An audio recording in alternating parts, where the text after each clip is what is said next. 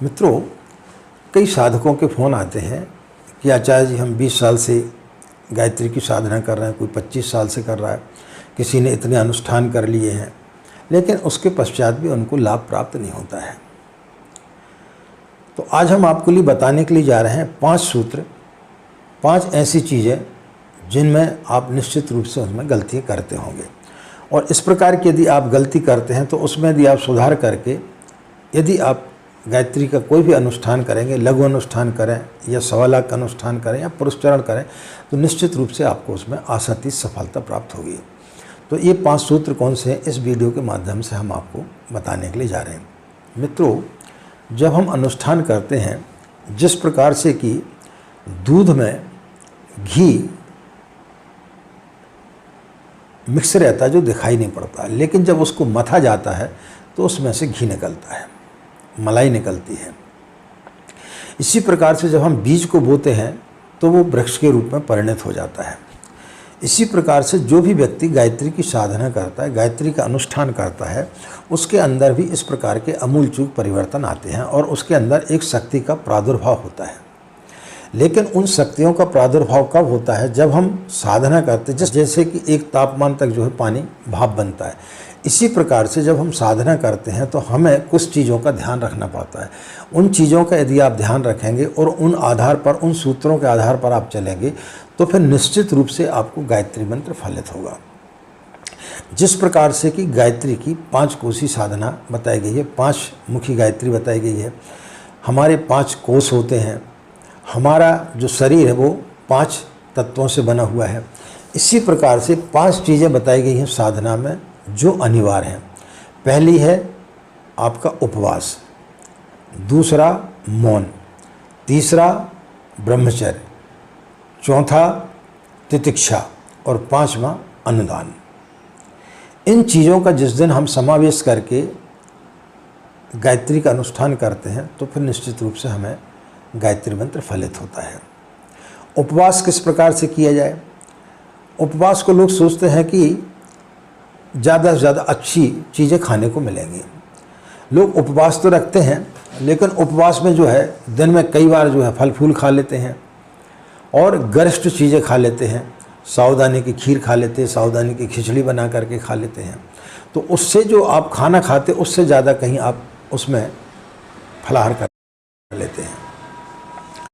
उपवास का मतलब होता है ज़्यादा से ज़्यादा अपने पेट को खाली रखना, ताकि आपके पेट के अंदर का विकार खत्म हो जाए।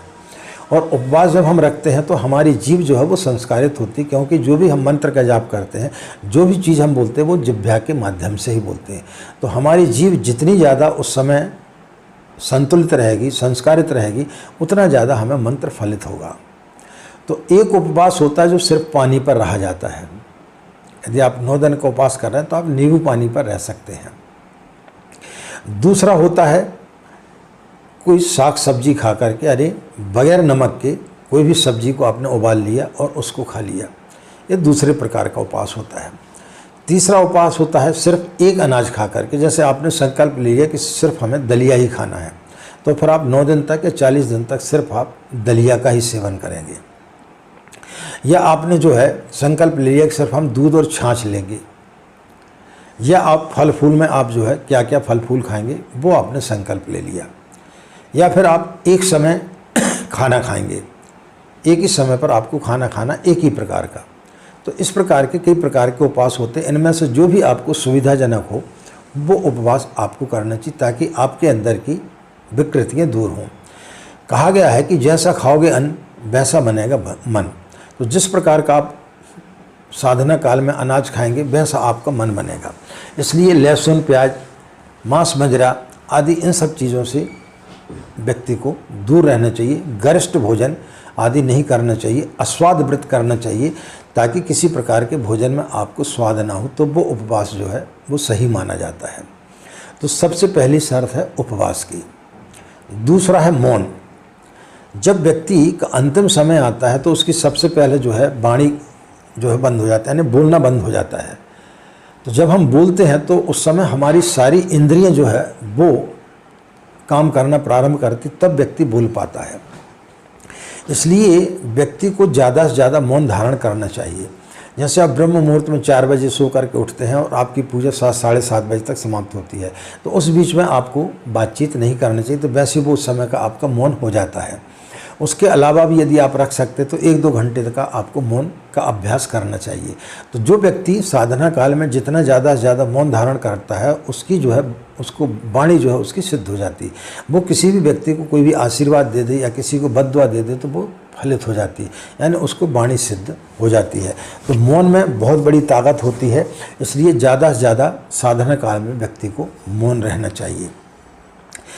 तीसरा है ब्रह्मचर्य। ब्रह्मचर्य का पालन व्यक्ति को करना चाहिए, भूमि शयन करना चाहिए। और ब्रह्मचर्य जो है, आप सोचते होंगे कि हम अपनी पत्नी के साथ में सोएंगे तो ही ब्रह्मचर्य हमारा नष्ट होगा।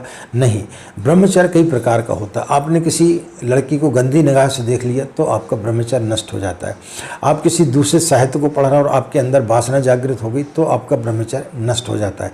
आप किसी गलत प्रकार के आप मूवी इत्यादि देख रहे हो और आपके अंदर वासना आ जाती तो भी ब्रह्मचर्य आपका नष्ट हो जाता है। तो ऐसी स्थिति में आपको जो है दूसरे साहित्यों से दूर रहना चाहिए।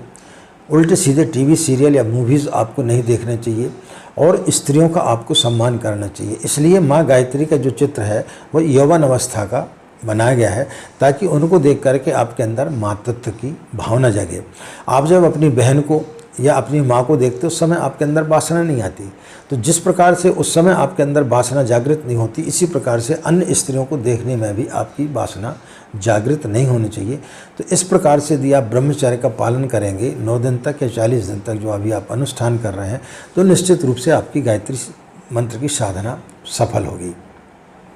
इसके पश्चात आता तितिक्षा। इसमें आपको अपने शरीर को ज़्यादा से ज़्यादा सुदृढ़ बनाना, ज़्यादा से ज़्यादा उसको कष्ट देना है। अपनी जितनी भी इच्छाएं हैं उनका आपको थोड़ा सा दमन करना है। आपको अपने काम स्वयं करना है। भूमि शयन करें, भोजन अपना स्वयं बनाएं, अपनी हजामत स्वयं करें, चमड़े से बने हुए बेल्ट इत्यादि न पहने, जूते पहने, नंगे पैर चलें, छल कपट न करें, क्रोध न करें। ये सब चीज़ें आपको इस दरमियान आपको करना चाहिए। यदि आप छल कपट कर रहे हैं, लोगों की जो है का शोषण करके आप पैसा कमा रहे हैं, यदि आप व्यापार कर रहे हैं तो, या फिर आप जो है अपनी वाणी से दूसरे लोगों को आहत कर रहे हैं जिससे कि दूसरे लोगों को बुरा लग रहा है, तो ये सब चीज़ें आपको उस समय नहीं करना चाहिए। आपको एकदम बिल्कुल शांत प्रवृत्ति से आपको रहना चाहिए। जितनी ज़्यादा से ज़्यादा आप अपने आप को शांत प्रवृत्ति से रखेंगे, क्रोध कम करेंगे, वासना दिमाग में नहीं रखेंगे, लोगों से अच्छा व्यवहार करेंगे, छल कपट नहीं करेंगे, झूठ नहीं बोलेंगे, तो निश्चित रूप से आपकी साधना सफल होगी। अंतिम आता अनुदान। हर व्यक्ति को किसी न किसी रूप से कुछ न कुछ दान पुण्य अवश्य करना चाहिए। चाहे वो ज्ञान का दान हो, आपके पास ज्ञान है तो लोगों को ज्ञान बांटें। तो ज्ञान कौन बांटता? ब्राह्मण है। तो जो व्यक्ति साधना करता है उसको ब्राह्मण जैसे जीवन यापन करना चाहिए। एक गुल्लक रख लें, उसमें आप थोड़ी थोड़ी राशि जमा करें, संकल्प ले लें कि हम इसमें जो है हर दिन 5 रुपया 1 रुपया डालेंगे, और साल भर के बाद में जब गुरु पूर्णिमा का पर्व आता है उस गुल्लक में से जो भी राशि होती है उसमें कुछ और राशि मिला करके आपको शांति कुंज हरिद्वार पूज्य गुरुदेव के आश्रम में आपको भेजना चाहिए। या फिर आप जब आपके घर में जो भोजन बनता है उसमें से मुट्ठी भर अनाज जो है एक घड़े में, छोटा से आप घड़ा ले लें, शक्तिपीठों से भी वितरण होता है, वो आप रख लें और उसमें एक एक मुट्ठी आप अनाज डालते जाएं। और उसमें जो है उससे क्या होगा कि आपका भोजन जो है वो संस्कारित होगा, और उसको फिर जो है आप किसी ज़रूरतमंद को आप दान कर दें। तो इस प्रकार से आपको अनुदान करना चाहिए। आप अस्पताल चले जाएं जहाँ गरीब लोग हैं, जिनके बेचारों को कोई देखने वाला नहीं है, जिनको कोई खाना देने वाला नहीं, उनको आप फल फूल इत्यादि वितरण करें, उनको भोजन कराएं, प्याऊ लगवा दें गर्मी के दिनों में। तो इस प्रकार का यदि आप अनुदान करते हैं तो फिर निश्चित रूप से आपकी गायत्री मंत्र की साधना सफल होगी। तो मित्रों, ये 5 सूत्र यदि आप अपने जीवन में धारण करके और फिर यदि आप गायत्री का अनुष्ठान करेंगे तो कोई ताकत नहीं है जो आपके अनुष्ठान को सफल ना होने दे।